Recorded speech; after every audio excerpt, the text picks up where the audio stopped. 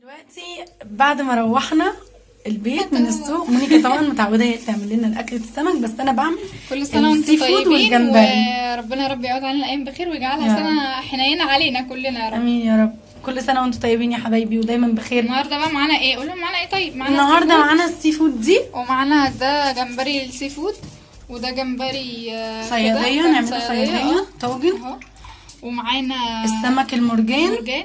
جايبين بقى اللي هو بوري وصياديه. بوري لا والتاني اسمه ايه؟ التاني اسمه ايه؟ مرجان. لا بوري التاني.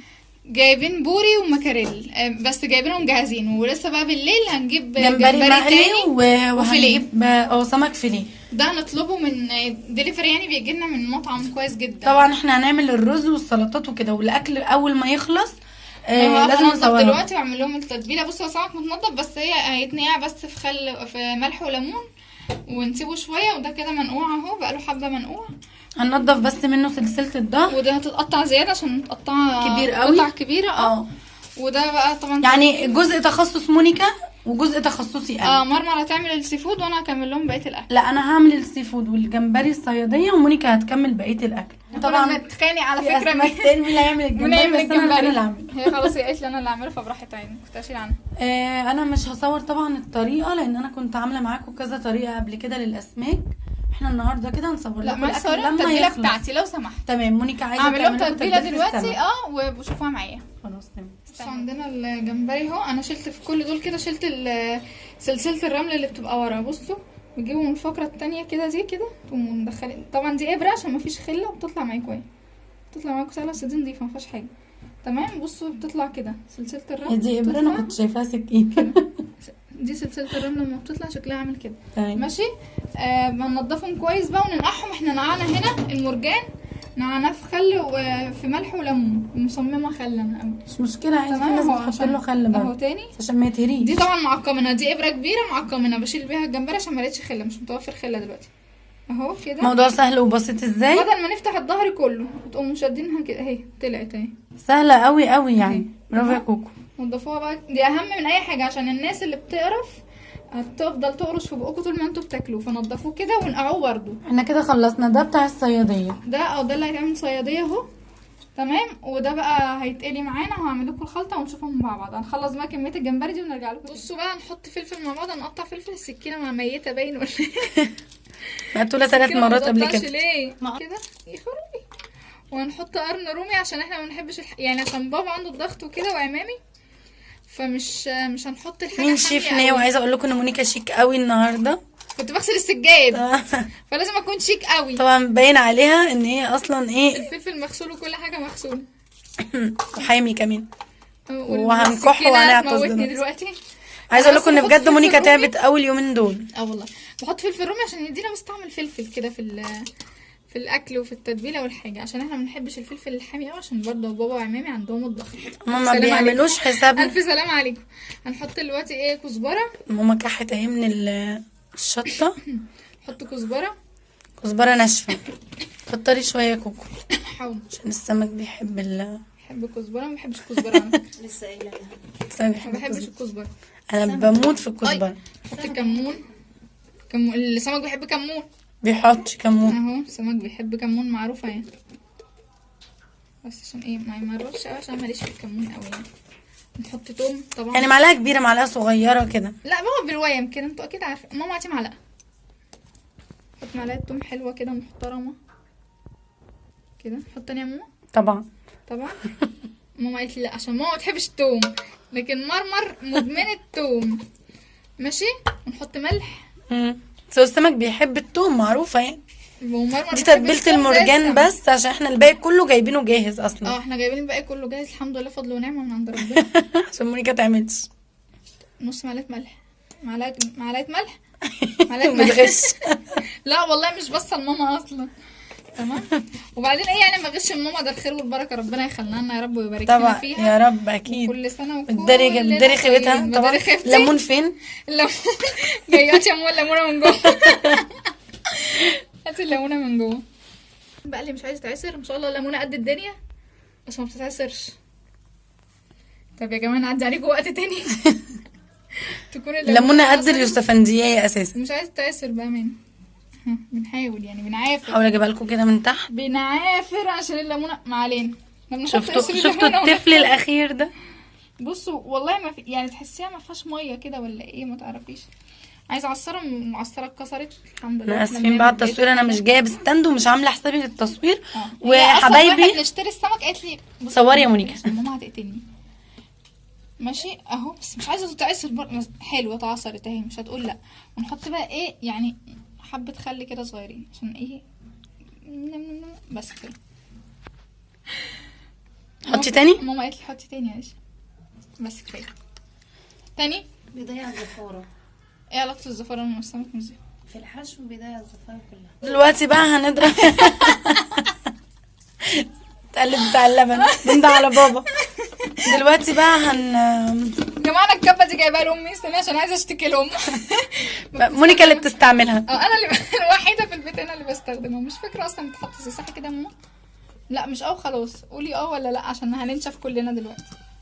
تقريبا مش فاكره الراجل كان قايل لي ازاي كنت جايبها لها والله داخله بسنه ما بتستخدمهاش. طب يا جماعه عشان مونيكا ده حوار هتقعد تحكي معاكم كتير. هترسي على جايزي في الاخر. ماشي تمام. هي هتديها لك فعلا. انا كده هنضرب التتبيله دي ونرجع لكم. بصوا كده يا حبايبي بعد ما اتفرموا اهو. استني اوريهم. هي بقت زي يعني كده بقت فاهمين. بس حلوه قوي. ايوه ما تخلوهاش عصير يعني. جميله بس تحفه ريحتها حلوه قوي قوي. دلوقتي مونيكا هتتبل السمك. ممكن احط لها توم باودر كمان. لا بس في بهارات سمك اصلا. عندي بهارات سمك. هنحط لها شويه بهارات سمك.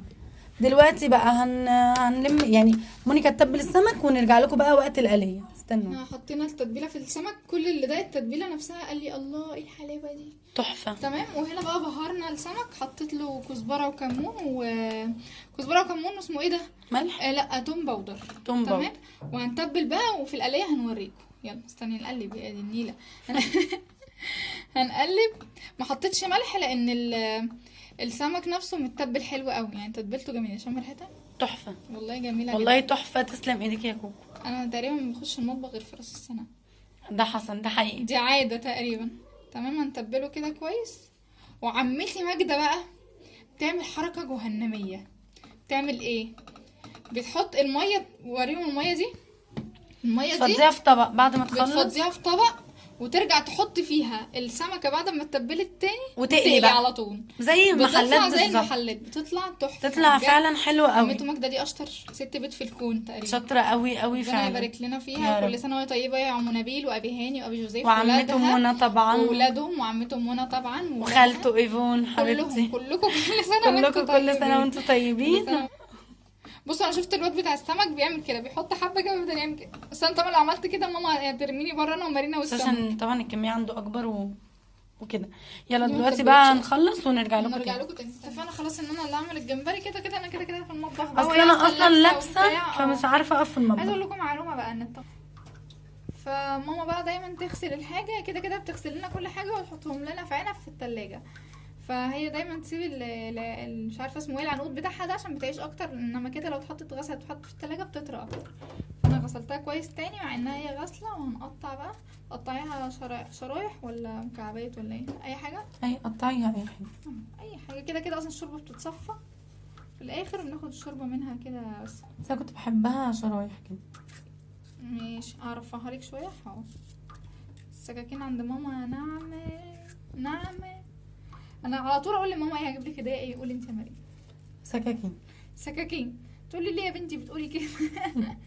نفسي والله اجيب لها طقم سكاكين بس يعني ماما هي بتحب السكاكين الطريه بقى. مش عارفه دماغها فين بس هي تقريبا بتحبها. قطعيه الاول. قطعيه شرايح عادي كده يعني حلقات. مونيكا دلوقتي بتقطع البصل حلقات. حلقاتك برجلاتك. حلقات. نرجع برضو لنفس موضوعنا في السكينه النيه كده. هي الست بتحبهم كده. بتخاف من السكاكين الحاميه. طب نعمل ايه؟ على فكره ماما عندها سكاكين كتير جدا والله جداً. بس هي مش بتحب السكينه الحاميه. مش فاهمه ازاي. دوام اصلا. هي مرمر قالت لي بصلايه. احنا على فكره مش واخدين على مرمر هنا في البيت. بنقول لها يا لوزه. انا لوزه على فكره يا جماعه. مش عارفه مين مرمر دي. ما علينا. ف كنت بتكلم في ايه. المهم ان انا خلصت الجمبري. هنحط له بس كمون وملح وفلفل اسمر وشويه وانا على فكره كزبره حطيت، ناشفه. انزلوا تحت معايا كده، حطيت بقى حطت الباقي التتبيله السمك، بس مش من السمك، من الكبه، واخداه من الكبه بقى حبه في الكبه فعملتهم كده اهو يا جماعه. مونيكا دلوقتي تحط الكزبره هنا على بشايه المنظر. المطبخ زحمه وماما بتغسل سجاد اصلا. ماما اللي ده بتغسل كمون. السجاد. ايوه يعني انت وهي انتوا الاثنين مع بعض شويه موبايلها يفصل. شوف الفال يا اخي. وهتحط الملح، ما تكتريش ملح عشان ده بيبان فيه الملح هي قوي. اصلا التتبيله بتاعتي فيها ملح. ايوه بالظبط حاجه كده هي رشه ملح كده. لما نبقى نعوز ان شاء الله نبقى نحط ندوق بقى شربتها حاجه كده على قد ما نعوز مملحه جدا. لا ما ملحتش. هتقلب وهنحط ربع كوبايه ميه صغيره خالص لان ده طاجن صياديه مش والله يعني مرمر بتقول لكم مش في شوربه. مش في شوربه. مرمر بتقول لكم المطبخ زحمه وبتاع، بس انتوا لو بصيتوا مفيش مواعين، هما بس ايه قشر لا البصل. مفيش مواعين. ماما دايما تقول لنا ايه بقى، الست الشاطره تخلص حاجتها اول باول. طبعا صح كده؟ صح. وما تسيبش زباله في المطبخ، وما تسيبش مواعين في المطبخ. المطبخ يعني والحمام ماما اساس بتتحجج الشقه عشان نعمل بعد الاكل. بس هو اصلا نظافه الشقه عامه المطبخ والحمام. بس هنحط نقطه ميه عشان مارينا أيوة. تحب الجمبري من غير ميه. عشان في سي فود بس يا كفايه. ايوه ما كفايه. فيش هو هينزل الخضار بتاعه بقى، الطماطم والبصل والفلفل لو عايزين تحطوا فيه جزر على كل ده فكرة هينزل. حطوا فيه، بس انا بالنسبه لي كده طعمه بيكون افضل. بس هنقلبه. الجمبري ما يعني بيتقلبش يعني حتى الميه اهي نقطه نونو قننه اهي.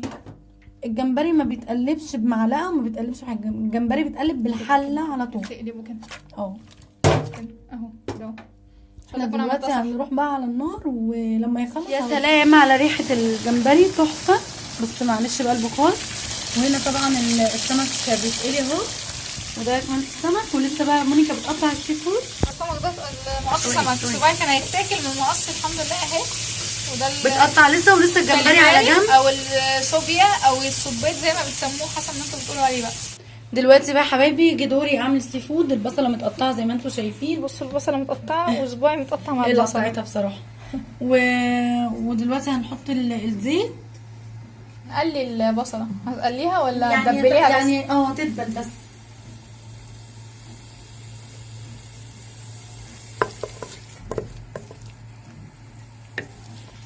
هتدبل بقى ونرجع لكم تاني. ودلوقتي زي ما انتم شايفين كده البصله دبلت.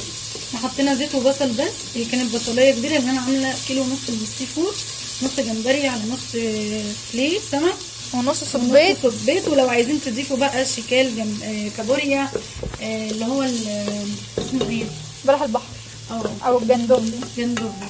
لو عايزين تضيفوا مش مشكله، بس احنا بنحبها مخليه كده. دلوقتي هننزل بالشوربه بتاعتنا. المكونات دلوقتي نزلنا بالمكونات بتاعت انا اللي مقطعاها. مونيكا قطعت زياده لان الراجل كان مقطعها كبيره قوي. هنعلي عليها، هتنزل ميتها، هنحط البهارات بتاعتها، هنبهرها بقى دلوقتي مع بعض. وبعد كده هننزل بالميه. دي صيامي السي فود الصيامي اللي الناس اللي سالوني عليها، لان دي من غير كريمه ومن غير بشاميل ومن غير اي حاجه خالص، بسيطه زي ما انتم شايفين كده. هنكملها مع بعض ونرجع. هننزل بالكمون. وطبعا زي ما انتم عارفين المأكولات البحريه بتحب الكمون. دي مرة اللي تحط لها توم. طبعا ده اساسي. ما يتشوحش ليه مع البصل في الاول؟ لا ساعات بحط، بس انا بصراحه نسيت. دي كزبره. دي الكزبره مش كتير عشان مونيكا ما بتحبش الكزبره، مع اني مش عارفه انا بعشق الكزبره والثوم والحاجات دي. ده فلفل. هننزل برشه فلفل اسمر. انا اعرف ان السمك ما يتحطلوش فلفل اسمر. لا بس السي فود بتحب الفلفل الاسمر. مش بصي لشيف وليه طريقه. هنحط لها الملح بتاعها. وطبعا هننزل بالثوم. هننزل بمعلقه ثوم كبيره كده زي ما انتم شايفين. ثوم مفروم. ده طبعا بيحب الثوم قوي. طبعا ده ماما ما شافتنيش وانا بعمل الجريمه دي عشان ما شافتني الثوم اصلا هتاكلني، بس هي ده اساسي طبعا. قلبي بقى. وهنقلبهم زي ما انتم شايفين ياخدوا لون مع بعض. وهنحط ليمون دلوقتي برضو. خلي بالكم مونيكا غسلاها بليمون قبل ما نبدا. تحط لها خل عشان ما تهريهاش لان هي مخليه. فاحنا دلوقتي بقى هنوقف كده، نسيبها تنزل ميتها ونشوف هنعمل ايه مع بعض. دلوقتي بقى هننزل بالمرقه الفاين فود. مونيكا معلش بعيد ايدك شويه عشان انا حاسه ايديا تيجي على الحلقه هسيح. فاحنا دلوقتي هننزل بالمرقه الخضروات دي يا جماعه، خضروات جمبري، مش عارفه بتدخلنا ليه من هنا لهنا، بس ماشي. هننزل بالمرقه وعادي مش عايز تنزل. ولو مش عندك عادي مش مشكله، ممكن تحطي ملح مفيش مشكله. والله يا جماعه انا بالنسبه لي اصلا مرقه الخضروات هي الدجاجه هي اللحمه بالظبط. مش بحس بفرق.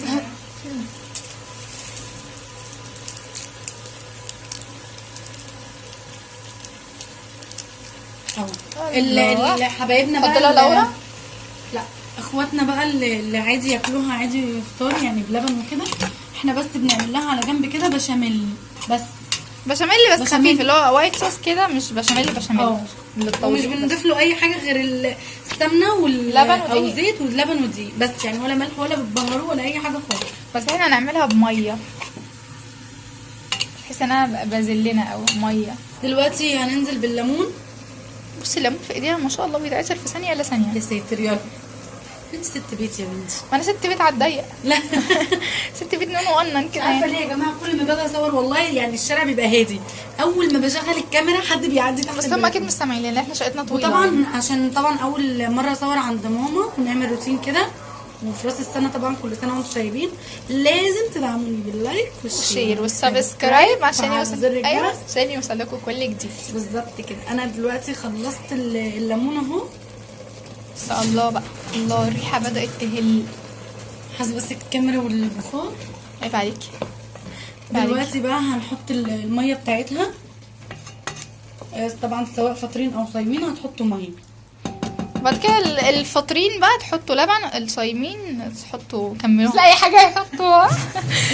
طب ممكن يحطوا فيها قوطه ولا كده عكه بقى؟ مش هتبقى حلوه يعني، احنا عمرنا ما اشتريناها كده بصراحه. انا كنت بحب اشتريها من بره على طول. شايفين صوابع الصبيت تحسوها عامله زي الاخطبوط من بره على طول، بس من بعد ما عملتها في البيت وجربتها انا عايزه اقول لكم مجي يا جماعه. وريهم مجي لو سمحت. ماشي. عمامي لما بيجوا لازم يقولوا لي يا مرمر فين السي فود بتاعتك. احنا طبعا هنزودها بقى الميه حسب ما انتوا عايزين، وطبعا لو احتاجت ملح وكده عادي كملوا مفيش مشكله. دلوقتي هننزل بمكعب تاني ثالث بقى وتحيقوا بقى زي ما انتوا عايزين. يعني بعد ما تحطوا الميه شوفوا عايزه حياء ولا لا. شويه بس عشان هي متعوده. بس احنا دلوقتي كده انا كده خلاص هسيبها تغلي وهوطي عليها شويه، يعني اول ما تغلي هوطي عليها اسيبها تستوي شويه وبس كده. خلصت السي فود بتاعتنا. لا لسه في تركه تاني. ايه هي؟ كرفس. نسيت معلش يا جماعه، اصل انا اصلا ايه عملتي ايه النهارده في حياتك؟ مش في المود. لا بجد انا مش عارفه بقالي كام يوم مش حابه ان انا اصور. طبعا كتر الف خيركم ان انتوا سالتوا عليا قلتوا لي فين يا مرمر حبايبي، ما تحرمش منكم ابدا. على فكره مرمر لابسه وشكلها حلو يعني ممكن اجيب لك. لا مش عايزه اتصور طيب دلوقتي يعني خليني بالليل عشان اعمل ميك اب بقى بتاع الكريسماس يا ثانيه بس مستر قلوده معانا. انا كل سنه بعمل لوك فانتازي كده للكريسماس او للهالوين او ايا كانت المناسبه يعني. برضه فلازم حتى في عيد ميلادي عشان في عيد الحب انا كمان لازم اعمل لوكات فانتازي كده في المناسبات القويه يعني. فهي عايزه تقلدني السنه دي. انا مش هقلدها خالص على فكره. مستر قلوده معانا. مش هقلدها خالص على فكره، بس ده شر لابد منه يعني لازم اعمله. النهارده بنجيب رموش هتيجي رموش زيك بالظبط. قلت لها مارينا عينيكي غير عينيا. لا زيك بالظبط. يا بنتي انت عندك جفن كبير انا جفني صغير فبجيب رموش قصيره. زيك بالظبط. اي كلام وخلاص. معرفش ليه بتعاملني حلو يعني. بتقولي لا انت عايزه لا مش هيلاقي عليها. انت عايزه الافضل يعني. اقول لها لا ابدا لازم تجيبي لي.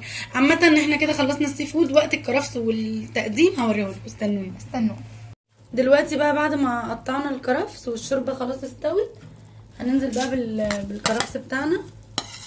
مونيكا بتقول لي ليه في الفاصل ليه يا مارينا بنحط الكرفس في الاخر؟ مش الكرفس في الاخر علشان خاطر لونه ما يغيرش ويفضل اخضر كده وطعمه يفضل فيه ما يتبلش. بس احنا كده خلصنا السي فود. وقت التقديم هنيجي نوريكم. قلوده مستر قلوده معانا. وقت التقديم هوريكم بقى الدنيا هتبقى شكلها عامل ازاي. استنوا.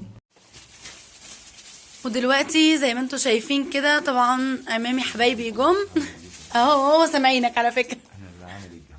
هو اللي عامل الجمبري. وطبعا السمك طبعا اشكال والوان زي ما انتم شايفين، ودي السي فود اللي عملناها، وده الرز وده الجمبري، وده المرجان، وده من عندي عم ايمان، وده الجاهز اللي احنا جبناه، والجمبري مونيكا عملته لنا. وبرده رامز بيفتح جمبري تاني. رامز قول لهم كل سنه وانتم طيبين عشان كل سنه وانتم طيبين. وفي تعالوا كلوا معانا. في كافيار سنة سعيدة عليكم. في كافيار معمول هناك يا مارينا. ده كافيار هم عاملينه عمو منير عامله لنا بطريقته. ده كده سفرتنا النهارده، يا رب تكون عجبتكم، واتمنى ان انا اكون عرفت اصور لكم كل حاجه. كل سنه وانتم طيبين، كل سنه وانتم معانا. وطبعا احنا اسره كبيره، مش قوي، هو عمامي زي ما انتم عارفين، وبابا وماما ومرات عمي طبعا وبس. يلا بقى، توحشوني جدا جدا. طبعا موزه طبعا نجيب الصوره. وبابا حبيبي، ومونيكا وفانيك وانت طيب، سنة انت طيب، وكرمين وانت طيبين، وانت طيبه يا عمري. بس كده احنا كده خلصنا حلقه النهارده. قول حبيبي، قول لهم حطوا لايك، حطوا لايك، قول لهم حطوا لايك. حطوا لايك. برافو عليك. يلا توحشوني جدا جدا. الصغيرة دي حط لهم 1000 لايك. سمعت جمانة بتقول لكم ايه؟ قولي تاني يا جو. عشان البنت الصغيرة اللي قالت دي حط لهم 1000 لايك، ولو لكم خليهم مليون.